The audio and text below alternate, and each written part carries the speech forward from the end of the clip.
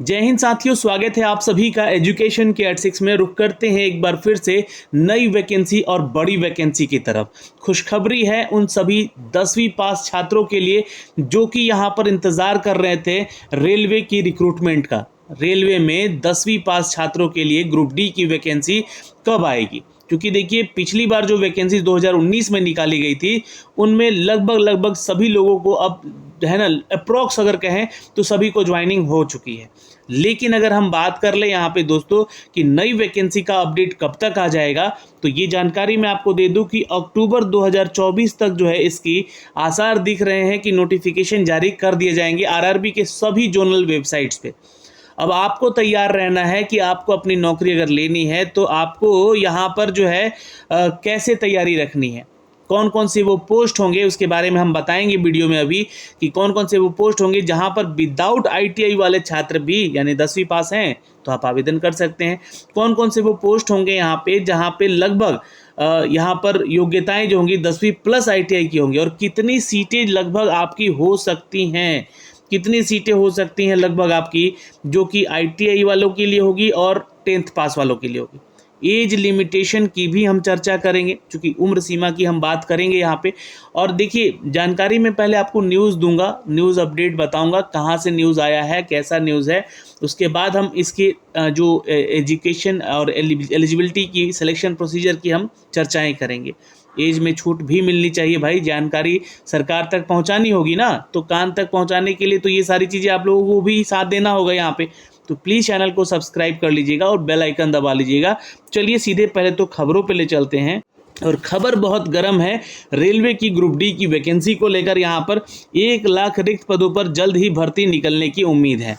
ये खबर आया है अजमेर की तरफ से। अब आपको बता दें कि अजमेर जो जोन है आपका रेलवे का, वहाँ से खबर ऐसे ही नहीं आ जाती, कुछ ना कुछ सुगबगाहट है यहाँ पर नई वैकेंसीज को लेकर। और देखिए, इस बार जो नई सरकार बनी है, केंद्र की सरकार बनी है, उन्होंने रेलवे पे थोड़ी मेहरबानी भी दिखाई है।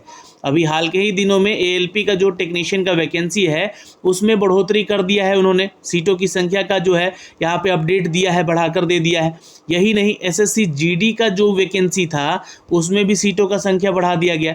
तो कहीं ना कहीं जो है छात्र हित में सोचा जा रहा है, और यही आपके लिए भी इम्पोर्टेंट होगा। देखिए, रेलवे की ओर से जल्द ही ग्रुप डी के 1 लाख रिक्त पदों पर भर्ती आने की संभावना है, बताई जा रही है। वहीं टेक्नीशियन के पदों पर निकली गई भर्ती में भी पदों की संख्या बढ़ सकती है, तो बढ़ाई गई है भाई, है ना। रेलवे की ओर से आई हुई हाल ही में 1,38,000 जो पदों की भर्ती थी उसको पूरी कर ली गई। जो वैकेंसी 2019 की थी उसकी हम लोग चर्चा कर रहे हैं, ये पूरी हो चुकी है लगभग, है ना। अभी भी रेलवे जो है 2,40,000 पद पर रिक्त है यहाँ पर। तो रेलवे की रिक्रूटमेंट का ही अपडेट है, अजमेर जोन से ये अपडेट आया है दोस्तों, है ना। तो इस बात का ध्यान रखिएगा। तो यहाँ पे देखिएगा तो बोला जा रहा है कि रेलवे में ग्रुप डी का तो ये लगभग 2,40,000 पद रिक्त हैं ही। कितने पद आ सकते हैं? तो 1 लाख रिक्तियाँ यहाँ पर बोला जा रहा है, ये देखिएगा यहाँ पर, है ना। 1 लाख पद जो है रिक्तियाँ हैं जो कि इसमें से दी जाएगी, और हो सकता है कि अगले साल 1 लाख और दे दिया जाए यहाँ से निकाल के।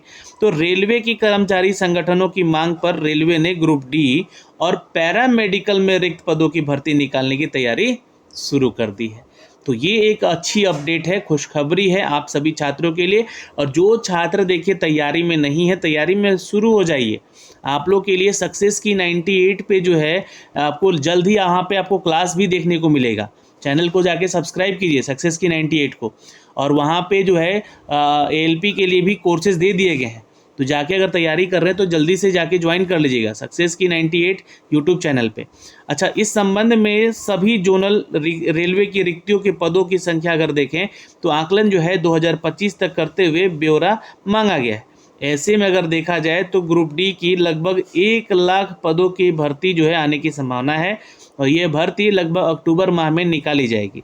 तो अक्टूबर 2024 की तैयारी में है भारत सरकार यहाँ पर, और आपको देखने को 1 लाख की वैकेंसी मिलेगी। रेलवे में पहले पैरामेडिकल के रिक्त पदों पर भर्ती निकालने की तैयारी नहीं थी, लेकिन यहाँ पर पैरामेडिकल रिक्त पदों की भी चर्चा हुई है, और रेलवे इन पदों पर संविदा पर जो है ना कॉन्ट्रैक्ट के आधार पर जो है कर्मचारी को लेने का मन बना चुकी है।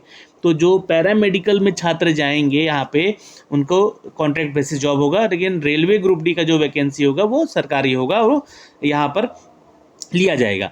लेकिन फिर मान्यता प्राप्त यहाँ पर अगर हम देखें, यहाँ पे दोस्तों मान्यता प्राप्त संगठनों के दबाव के बाद पैरामेडिकल के रिक्त पदों को भर्ती निकालने की तैयारी है। माना जा रहा है कि इसमें 5,000 से अधिक पदों पर जो है भर्ती आ सकती है। वहीं हाल ही में सहायक लोको पायलट का वैकेंसी निकला हुआ है, पदों की संख्या बढ़ाई गई। टेक्नीशियन भर्ती में भी पदों की संख्या बढ़ सकती है, ये ध्यान रखिएगा। टेक्नीशियन का भी जो पोस्ट है उसमें भी पोस्ट की संख्या बढ़ सकता है।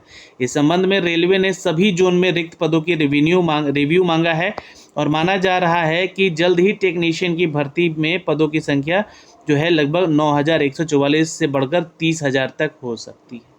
ये 9,000 जो टेक्नीशियन का पोस्ट निकला है वो भी 30,000 हो जाएगा, है ना। और पैरामेडिकल में 5,000 के पदों की वैकेंसी हो जाएगी। 1,00,000 ग्रुप डी का वैकेंसी आ जाएगा। ALP लोको पायलट का लगभग 18,000 वैकेंसी हो गया। SSC GD का जो है लगभग जो है यहाँ पर आपका सीटों का संख्या बढ़कर 46,000 हो गया। तो ऐसे में जो आपका सीटों का संख्या बढ़ाया जा रहा है तो कहीं ना कहीं छात्र हित में ये चीज़ें सोची जा रही हैं। अब थोड़ा सा हम लोग यहाँ पे चर्चा कर लेते हैं दोस्तों कि इसकी एलिजिबिलिटी को लेकर। देखिए दोस्तों, अगर हम बात करें यहाँ पे तो पोस्ट का अगर हम बात करें, है ना, समझने की कोशिश कीजिएगा। तो एक है आपका ट्रेडमैन का पोस्ट, ठीक है। ट्रेडमैन का पोस्ट है यहाँ पर, जिसमें कि और इसमें आपका जो है वैकेंसी आएगा जहाँ पर 10वीं कक्षा पास छात्र आवेदन करेंगे और ITI वाले भी छात्र आवेदन करेंगे। फिर है उसके बाद दोस्तों गैंगमैन का, ये सब पोस्ट होंगे इसमें ग्रुप डी में। फिर एक केबिन मैन का होगा पोस्ट यहाँ पर, याद रखिएगा, है ना, केबिन मैन का भी पोस्ट होता है इसमें। फिर उसके बाद अगर हम बात करें हेल्पर का पोस्ट होता है इसमें। कौन कौन से पोस्ट है छात्र पूछ रहे थे यहाँ पे, तो हेल्पर का है। प्यून का भी इस बार पोस्ट यहाँ पे डाला गया है ना। असिस्टेंट पॉइंटमेंट, ये बहुत इंपॉर्टेंट वैकेंसी है ना। असिस्टेंट पॉइंटमेंट का वैकेंसी जो है इस बार ऐड किया जाएगा इस बार यहाँ पर। इसके अलावा हॉस्पिटल अटेंडेंट का क्या, तो हॉस्पिटल अटेंडेंट का भी पोस्ट यहाँ पर ऐड किया जाएगा, अटेंडेंट का। और एक पोस्ट है आपका असिस्टेंट डिपार्ट का, है ना, असिस्टेंट डिपार्ट का, ये ध्यान रखिएगा। ये डिपार्ट का है जो वैकेंसी स्टोर कीपिंग वगैरह का होता है, ये पोस्ट भी यहाँ पे आपको इस बार जोड़ा गया। तो ये पोस्ट के नेम है जो कि इस बार ग्रुप डी की वैकेंसी में आने वाली है। लगभग 1,00,000 पद होंगे। तो मैंने आपको पहले भी बोला है कि आपको तैयारी अपनी जारी रखनी होगी, है ना, और कोई भी लापरवाही यहाँ पे बिल्कुल नहीं होगी। 1,00,000 से भी ज़्यादा पद अगर आ रहे हैं तो आपको अपनी तैयारी में कोई कमी नहीं रखनी होगी। अब तैयारी की बात करें तो मैंने जैसा कि कहा आपको कि आप सक्सेस की 98 जो है चैनल को ज्वाइन कर लीजिएगा, है ना, सब्सक्राइब कर लीजिएगा वहाँ पे जाके। और वहाँ पे भी ग्रुप डी की क्लासेस आपको देखने को मिलेंगी आगामी आने वाले समय में। लेकिन 1 अक्टूबर के आसपास जो है नोटिफिकेशन आ जाएगा, है ना, 1 अक्टूबर के आसपास। योग्यता यहाँ पर 10वीं कक्षा पास होगा, जिस पोस्ट के लिए मैंने बताया उसमें ITI भी होगा। अब देखिए यहाँ पर सबसे बड़ा सवाल ये उठेगा कि सर 10th पास के लिए कितनी सीटें होंगी और ITI वाले पास छात्रों के लिए कितनी सीटें होंगी। तो देखिए अगर ITI पास छात्रों की बात करें तो लगभग 70 से % जो है, लगभग 70% सीटें जो होंगी वो ITI से रिलेटेड होंगी और 30% सीटें जो होंगी यहाँ पर वो एग्जैक्ट 10th पास वाले छात्रों के लिए होती है। अब अगर हम बात करें इसमें फ़ीस स्ट्रक्चर का, है ना, तो फीस स्ट्रक्चर जो होता है 500 रुपया जनरल कैटेगरी से लिया जाता है और SC ST कैटेगरी से अगर आप आते हैं तो 250 रुपये आपसे चार्ज किया जाता है। और ये भी रिफंडेबल होता है, जैसा कि आप सभी को पैसा भी रिफंड हुआ है जिन लोगों ने एग्ज़ाम दिया था। एज लिमिटेशन यहाँ पर थोड़ा सा मायने रखता है, क्योंकि एज लिमिटेशन जो है ना 18 से लेकर 33 साल तक का रहता है। OBC की बात करें तो यहाँ से 18 से 36 साल रहता है और SC ST की बात करें तो 18 से 38 साल तक का होता है। लेकिन चूँकि 5 साल से वैकेंसीज नहीं आई है तो कम से कम सरकार यहाँ चाहेगी भी कि छात्रों को 3 साल का एज रिलैक्सेशन यहाँ पर जरूर दे दिया जाए, जैसे कि हर बहाली में आपको मिल रहा है, ठीक है, जितना भी केंद्र सरकार का बहाली आ रहा है उसमें बहाली में मिल रहा है। तो 3 साल का एज रिलैक्सेशन भी यहाँ पे आपको मिल सकेगा आगे चलकर। तो ये सारी जानकारियाँ थी दोस्तों यहाँ से इन आने वाली आगामी परीक्षाओं की, जहाँ पर रेलवे ग्रुप डी का लगभग 1,00,000 भर्ती आने वाला है। तैयार हो जाइए और आप यहाँ पे कमेंट सेक्शन में कमेंट कीजिए कि आपको इसके मॉक टेस्ट चाहिए, तो सब कुछ अवेलेबल कराया जाएगा। आप यहाँ पर कमेंट कीजिए कि ये जो, और आप लोग यहाँ पे ये भी थोड़ा कमेंट जरूर करेंगे कि सर इसका जो है सिलेक्शन प्रोसीजर क्या होगा, है ना। तो सिलेक्शन प्रोसीजर पे भी हम लोग देखिए थोड़ा सा अगर चर्चा कर लेते हैं यहाँ पे। तो पहले तो रिटेन आपको निकालना पड़ता है ना, रिटेन आप निकाल लेंगे एज लाइक अ सिलेबस जो भी मेंशन किया जाएगा इस बार वो सिलेबस के साथ होगा। दूसरा यहाँ पर जो आपका सिलेक्शन प्रोसीजर होता है वो फिजिकल होता है ना, तो फिजिकल टेस्ट होगा जिसमें कि आपका उसके बाद मेडिकल टेस्ट होता है, मेडिकल टेस्ट होता है, ठीक है। उसके बाद आपका डीवी होता है यानी कि डॉक्यूमेंट वेरिफिकेशन होता है, ठीक है। अगर हम बात करें रिटेन एग्जामिनेशन को लेकर तो 100 क्वेश्चन का यहाँ पर एग्ज़ाम होता है जैसा कि आप सभी जानते हैं यहाँ पे, जहाँ पर 10वीं कक्षा के आधार पे ही आपसे सवाल पूछे जाते हैं। रीजनिंग के सवाल लगभग 30 होते हैं, वहाँ मैथ के सवाल कितने होते हैं तो लगभग 25 होते हैं। साइंस की बात करें अगर हम तो 25 क्वेश्चन होते हैं। जीके और जीएस की बात कर लेते हैं यहाँ पे अगर हम लोग, या करेंट अफेयर की बात कर लेते हैं यहाँ पे, तो यहाँ पे लगभग 20 क्वेश्चन हो जाते हैं। तो मान के चलिएगा कि ये 100 क्वेश्चन का सिनारियो आपका रहता है।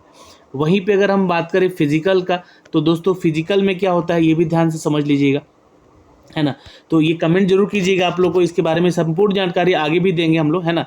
तो फिजिकल में क्या होता है कि मेल और फीमेल को लेकर थोड़ा सा डिफ्रेंशिएट रहता है। यहाँ पे क्या होता है कि मेल को कम से कम जो है 35 kg का होना चाहिए, है ना, ये ध्यान रखें, और फीमेल को कम से कम 20 kg से ऊपर का होना चाहिए, मतलब इससे ऊपर का ही है तभी आप आवेदन करेंगे, तो उतना तो होते ही है ना। और ये ध्यान रखिए चूंकि 10वीं कक्षा के पास के आधार पे है इसलिए ज़्यादा कम वेट भी आपका नहीं होना चाहिए। यहाँ रनिंग भी होता है, ये ध्यान रखेंगे, 1 किलोमीटर का रनिंग रखा जाता है, लगभग 4.15 मिनट में आपको जो है ये रनिंग होता है। वहीं महिलाओं के लिए भी जो आपका 100 मीटर का भी होता है यहाँ पर, है ना, 100 मीटर का रनिंग होता है, 100 मीटर का रनिंग होता है जिसके लिए आपको 5 मिनट 40 सेकेंड दिया जाता है यहाँ पे, है ना।